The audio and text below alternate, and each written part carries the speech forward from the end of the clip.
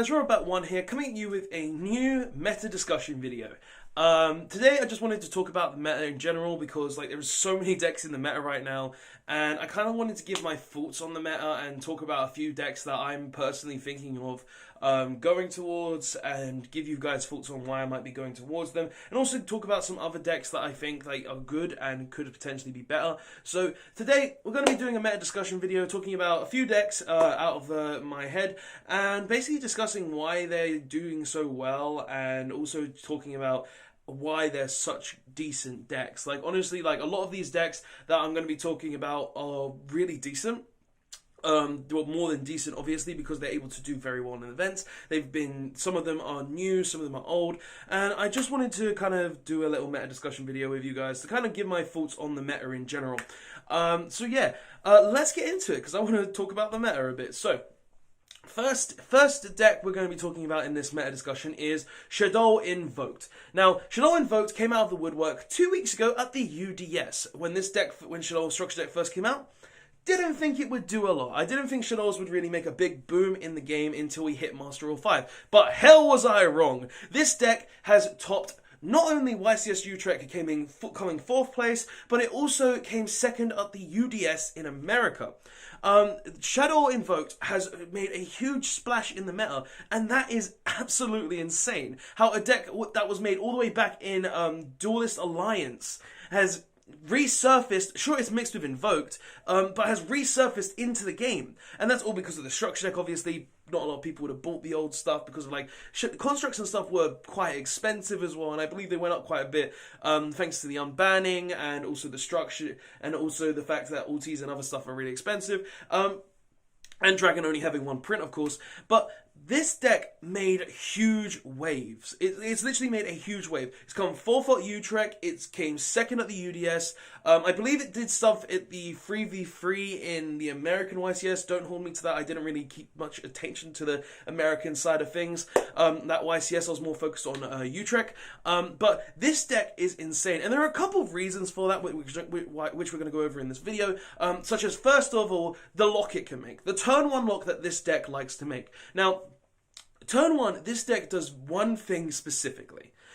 This deck can make a Winder and the level 4 Invoked Fusion monster, which basically says you can only special summon once, you can only use one monster effect, and also you can only attack with one monster. So essentially, what this deck does with the Shadow Invoke deck is that its turn 1 is you only have one chance to special summon. You can only use one monster effect overall. So if you want to activate an extra Stratos, you can't do another one. You want to activate Fire, you can't do that one. And if you want to attack with anything more, you have to attack with something huge. And even if they do manage to attack, you're going to have an Alistair or Invoker in hand. So you literally just summon the Alistair, you just discard the Alistair, boost that fusion monster's defense or attack. I believe Alistair is defense as well as attack. And then look at your opponent and be like, hey, you tried. You tried. And that's just its turn 1 in general. That Shadow Invokes turn 1. Now, obviously, this isn't the most consistent thing to happen with Shadows. It is pretty consistent if you don't open, a bunch of Shadows. Majority of the time, you want to maybe open 1 or 2 Shadows, along with, a Fusion Spell and a Meltdown, just so you can get into all of your pieces so you can get to this board. But in general, this deck is very consistent with that ratio, and it is just insane because of it. And even its turn 2s are insane. Literally, you activate a Shadow Fusion on your opponent while they control an Extract monster, you're going into a full combo that will equal in an OTK, and if you have the Invoke stuff, you can add the Purgatorio into the mix to just easily OTK your opponent to death. Literally, if you manage to get to a point where you have you're going second, your opponent has literally you go second, your opponent has ended on a board with one extra deck monster and maybe a back row or 2, and then you just go Shadow Fusion. Shadow Fusion is a 1-card combo to literally go full ham into a Boral Sword Dragon and anything else on its own. Literally. Shadow's having the ability, and also the deck's amazing going second too, being able to main cards like Super Polymerization, being able to main Evenly Matches, Nibiru's, Phantasmes, Mind Controls. Shadow Invoked literally can mean anything. They can mean anything, and they will do good. That's the thing with Shadow Invoke. The deck has so much potential and can only get better as we get into Master Rule 5, that the deck will only keep getting better. So that's the first deck I wanted to talk about, guys. Literally, Shadow Invoked being one of the best decks in the game right now, purely because, oh, my turn 1 says you can only special summon once, you can only attack once, and you can only use one monster effect on that turn. Like, it's not even funny how dumb that is. Like, literally, and going second, you literally just OTK your opponent with ease. It's such a good comp deck in general, and yes, it has very hard bricks. Like, if this deck bricks, you are not playing the game, like, trust me, because I've been testing this on and on and on. We'll be testing on stream as well, or if the stream's already happened, like, I missed Monday's stream because I was busy, life gets in the way, but, yeah, like, so many stuff in Shadow Invoked just makes it just, like, it's the best Floodgate deck. It has the 2 best Floodgate monsters in the game to just lock down your opponent, and it can use them together. That's not something that really comes about very often, and that is actually insane, and I can't help thinking about it. Like, that's just absolutely nuts. But yeah, that's the first deck. Let's go on to the next one because I'm rambling on now. The next deck I wanted to talk about is basically the Rocket Starleave deck. Now, this deck also made an appearance at the UDS and also came second at YCS Utrecht. Well, a different build, obviously, a 60 card Chirubini Turbo build deck, and pretty much this deck is it's pretty obvious to see why this deck is doing so well. This deck basically overall utilizes the entire dragon engine overall. So it uses the guard dragons, it uses Red MD, it uses Brotor, it uses the galactic sky serpent thing that makes everything level 8. I can't remember its name. This deck is basically a turn 1 beatdown deck. And that's why this deck is good. Basically, it's the same as Pendulums. If you go first with this deck, you will make a board that will just kill your opponent.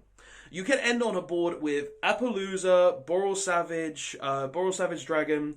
I'm pretty sure you can end on like Dingirsus, and you can definitely end on the Titanic Hope Dragon. Like, you can end on a board with Appaloosa, Boral Savage, Titanic Hope, Galaxy Ice Hope Dragon, the number monster, 38. You can end on such insane boards because of this, and there's so many ways to combo into it. Like, normal summon Starleave is literally discard a dragon monster, search my black serpent, or white serpent, if you discarded a light or dark monster, most likely a dark monster, so you get the white serpent. Summon out the Striker Dragon. Striker Dragon then searches you, the field spell. If you've got rockets in your hand, you special summon them for free. Like, the deck has so many combo potentials, and even in the rank 3 build that we saw from the E-Man Gaming team, I think that's their name, from YCS Utrecht, like, literally, that guy was playing all sorts of rank 3 combos to turbo into Cherubini. From the Cherubini, he went into the Guard Dragon combo. The Guard Dragon combo allowed him to get into the rockets, and then also allowed him to get into Curious. Like, this whole deck, this whole combo-based deck, this rocket deck, is basically insane because it's literally turn 1, flood the board, win the game. That's the type of deck this is. And it reminds me a lot of decks like Pendulum. It reminds me a lot of decks like Orcust, and Roingo Boingo. Decks that literally just play to prevent your opponent from playing the game. And that's what this kind of deck does. It does a whole combo to prevent your opponent from playing the game. And this deck is able to easily play through multiple hand traps as well. Like, even on the last stream, the last match of YCS Utrecht, which was Suliman Great versus it, he was able to still end on a decent board with, like, Appaloosa, and also, I think, one other negate. I think it was a Boral Savage. I'm not too sure on that. It's not fresh in the mind. It was a few days ago that I watched it. But this deck is able to end on such insane boards, and is able to do it so consistently because the deck has so many consistency cards in it, along with the Guard Dragon engine, the Revive engine. Like, literally, this deck has so many ways to play the game, and it's all down to Rocket Tracer, Starleave, and literally any other engine you put in to turbo into this stuff. Like, literally, it's such an insane deck. It definitely has huge potential. Going second, it's just going to try and OTK you. Like, literally, oh, I can make Boral Sword out of my ass plus all of these other big monsters that say negate? You telling me I can't OTK you? Literally, he wasted his whole hand, but he was still able to put up a multiple negate board and literally just look at the opponent and be like, try and play the game. Sadly, he still lost because the opponent had, like, Mind Control and Lightning Storm in hand, but hey, the guy was able to do a lot of stuff, and that's why the deck is so cool and so interesting. Being a guard dragon, being a rocket guard dragon, cherubini, even just dragon turbo, dragon link deck. Like, there's so much potential in this deck that it's really insane. Like, this deck could even go even further. This deck could definitely evolve even more. Like 60 card, 40 card, 50 card. Like, you could do so many different things with this deck that it will definitely continue to be meta and definitely continue to be played. Like, if I had Starleave, you would have already seen the deck profile by now because I'll probably be playing it. But I have more interest in like Shadow Invoked and Lunalight right now. I'm kind of focusing on other things before I try Dragon Link because I spent a lot of money on cards. I need to figure out lists and I need to decide what I'm playing. But yeah, there's so much advantage in these two in that deck. Like, even like those are the two decks that I mainly wanted to talk about in those videos as well. Like the Shadow Invoked deck and the Starleave Dragon Link Cherubini Turbo decks out there, because of those are kind of the new ones out of the woodwork. Other decks that are still pretty good are like decks like Spiral. Spiral's still very good. There's a lot of side decking for it right now, mainly Super Polymerization with the World Legacy, with the World Chalice Guard Dragon fusion monster. Playing Draw and Lockbird is still really good. Like, the deck still has a load of potential. Being a deck like that can just literally turbo off into a combo where it ends on Sleeper, Appaloosa, Trigate Magician. The deck still has a lot, and Utility Wire as well, sorry. Like, the deck can still end on a load of different boards that I feel like are really interesting. Do I think it's going to be the best deck in the future? Maybe. Like, with Magician's Souls and stuff, the deck has a lot of consistency, but the deck is still quite inconsistent in my personal opinion, compared to, like, Shadow Invoked and the Guard Dragon deck, for instance. Plus, this deck does end on really good boards as well. It's a deck that, it's good. I wouldn't say it's the best deck, but it's definitely a good meta choice, this format, if you do have that deck, and it still has great potential to win, like, regionals, can definitely top YCSs still. It's just be careful with the amount of people who are siding against it, because that deck is very easy to side against with Draw and Lockbird just locking it down completely, and also, Super Poly target in the extra deck now to prevent that stuff from happening. So that's one thing to talk about in terms of Spiral. Other decks, Lunite have actually kind of gone off the radar a bit. It's still topping regionals and stuff, still being very good. But the deck is very easy to kind of counter now, being that if you're playing the Kali Yuga build, where it focuses on the rank up package, people are just going to play like Twin Twisters and stuff to like chain to go in standby phase, hit the back row, get rid of it. But the deck is still really strong. Be it that you can do a Winder combo now with Winder and Light Dragon, where you just end on Winder, Light Dragon, Lambda with a Gamma in hand, and like a time fee free duo on the board. So that's really strong still as well, being that a Lunalight can still do that. The deck can also end on multiple other boards, like a Babushka, Gamma, a Babushka Lambda board, and just multiple other kinds of board. Like, I would say the Babushka Lambda board is the best board for go against the Dragon Link build, because literally can't do much with your many effect monsters if you activate have a Babushka. Also against Shadows as well, all the fusions just go to defense and they're unable to attack you. But yeah, Lunalight is another very good choice this format, being a deck that just is constantly able to spam out Xyz monsters, constantly able to combo off, being able to go into so many different plays, and the deck is still really consistent as well. It may be a bit dull at times, Lunalight, honestly. It's one of those decks that do get kind of like repetitive, like you do the same things a lot and over and over and over again, because all you really need to do for the whole combo is open a Tiger and a Chick, and then you've got the whole combo and you just end on a good board. Like, but yeah, the deck is still really good as well. Going second, the deck can also just OTK out of nowhere as well. Yeah, but that's Lunalight. Another deck that we should be talking about is definitely Altergeist. Altergeist are still doing very well. Yes, not the best deck in the game. They're still very strong, being the deck that can literally just set 5, normal summon of Meliseek, attack, and then link away, search multi-faker. But the deck still has its flaws. Obviously, Lightning Storm is a big hindrance. The deck is also going more to a kind of going second builds as well, meaning like evenly matched and stuff. So if you're playing against those, be careful. The deck obviously still has the weakness of if it goes second, it will be a lot harder for you to play the game if you didn't openly evenly matched. But nonetheless, the deck is still very strong, being that multi-faker is able to compose, playing multiple trap cards like Solemn Judgment, Solemn Warning, Solemn Strikes, Compulse, Crackdown. The deck's also moving more towards more manifestations instead of protocols, which I find kind of interesting. because Protocol has always been the main card in Altergeist, but now seeing as we're moving into a format that is more combo and you need more resource management, Manifestation is actually becoming the better card. So if you're playing Altergeist, please look out for that as well. Try to play more Manifestation. It's actually kind of good as well because I've tested it a bit. It does work. It is very good. I kind of prefer Protocol though, but I'll probably move to 2 Manifestation as well, seeing as Protocol, it gets 1 negate, but 1 negate ain't always enough now. So yeah. Any other decks that I need to talk about that I've kind of forgotten of? Heroes. I'm going to be honest with you, I've been playing Heroes a lot. I'm kind of getting bored a bit of them because of the amount I'm playing them. But the deck is still really strong. It still outs a lot of different decks in the game, being that you literally just end on Dark Law, Absolute Zero, Plasma, literally just multiple cards that say your opponent can't play the game. And being that kind of combo deck in general that you just look at your opponent and be like, huh, I end on Dark Law. That's a nice graveyard you got there. It doesn't exist. It's now the Banished Zone. You don't have, you need a graveyard? Well, too bad, it's a Banished Zone. That's literally what heroes do, and being able to end on Dark Law Plasma is still really strong as well, or Absolute Zero Dark Law with a Mass Change set, so you can essentially just nuke your opponent's entire board. The deck is very susceptible to stuff like Nibiru, so you got to be kind of careful about that with heroes. Like if you're playing against Nibiru, you're not going to be able to play the game. Plus with stuff like D-Barrier and other cards coming into the game, it does kind of hinder it. Also hinders Shadow Invoked D-Barrier, but we're talking about Heroes right now.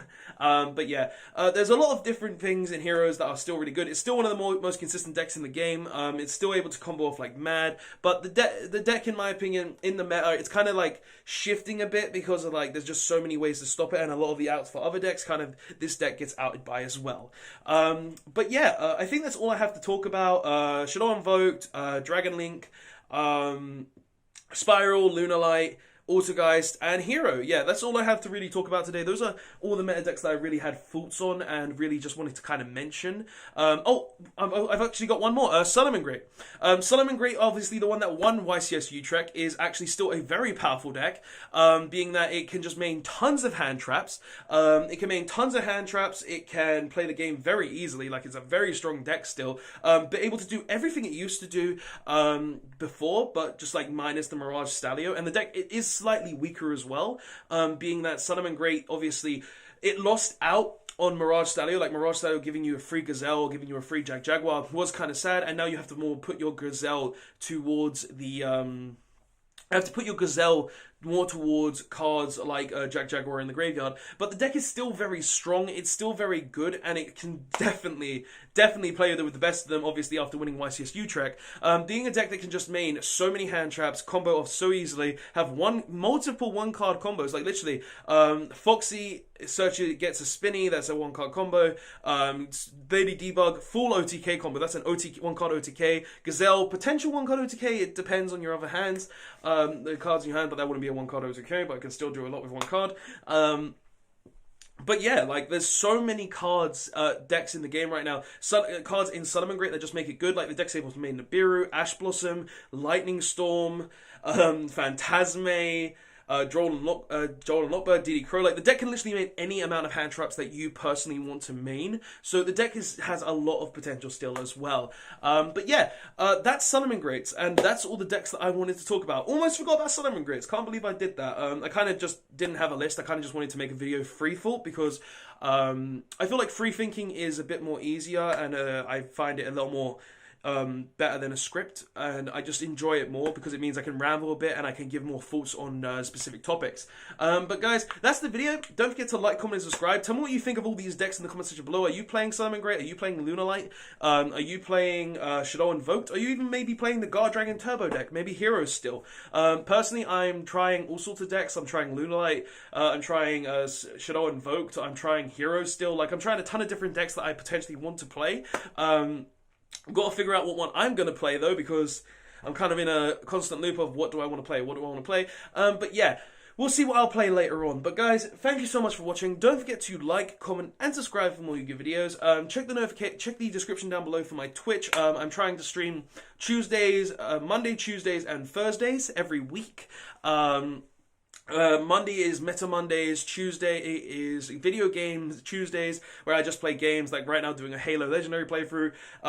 And also Yu-Gi-Oh! On Thursdays is Casual Thursdays. So guys, thank you so much for watching. Don't forget to like, comment, and subscribe, and I will see you guys in the next one. Robert That One, signing out. Later all.